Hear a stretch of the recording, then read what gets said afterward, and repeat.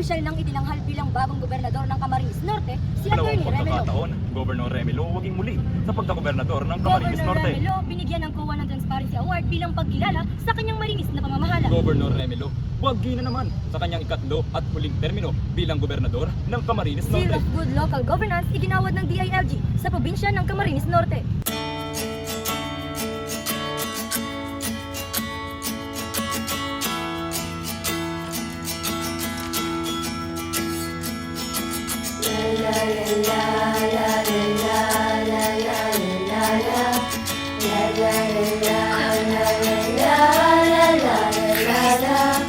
Bagong Pilipinas, may bagong pag-asa.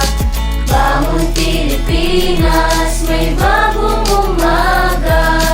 Bawat Pilipino, sana'y magkaisa. Ang bawat pagsubok ay ating makakaya. Tayo ay Pilipino, sabay tayong tumindig. Tinig ng pagbabago, sana'y marinig.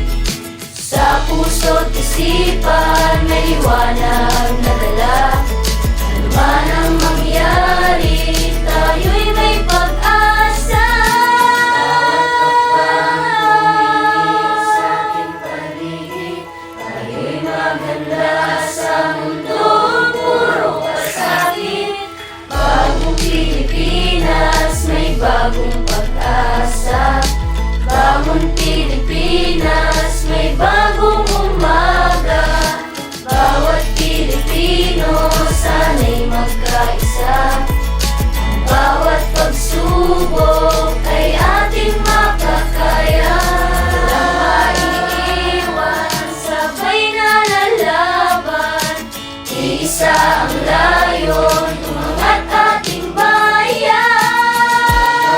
Bago'y atin ang simulan para sa ating mga kabataan.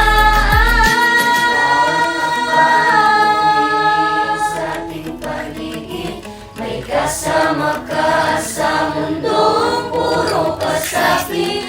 Bagong Pilipinas, may bagong pag-asa. Bagong Pilipinas, may bagong umaga. Bawat Pilipino, sana'y magkaisa. Ang bawat pagsubok ay ating makakaya. Bagong Pilipinas, may bagong pag-asa. Bagong Pilipinas, may bagong umaga. Patuloy ang pagbibigay pagkilala kay Governor Remelo bilang isa sa pinakamagagaling na leader ng ating bansa. Dahil dito, marami ang umaasa na tatakbo siya sa pagkapangulo sa darating na halalan. Siya na kaya ang totoong pag-asa ng bansang Pilipinas?